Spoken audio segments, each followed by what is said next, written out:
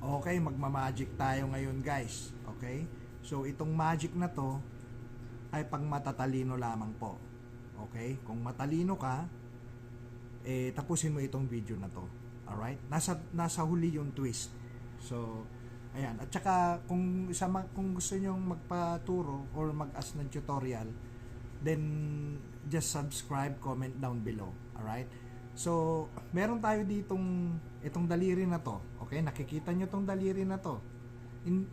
Alam nyo ba na kaya nitong mag-instant transmission technique? Okay? So, kaya nitong maglakbay itong daliri na to. Okay?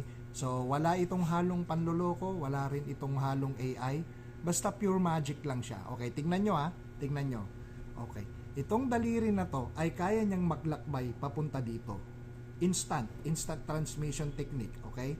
So watch, okay? Focus lang sa daliri guys ha. So in 1 2 3.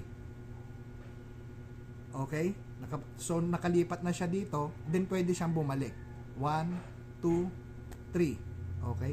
So baka sabihin niyo niloloko ko kayo, babagalan natin, okay? So 1 2 3. Ganyan yung nangyari oh. Ayan. Ganyan lang siya. Then nung bumalik siya, ayan. Okay? So, isa pa. 1, 2, 3.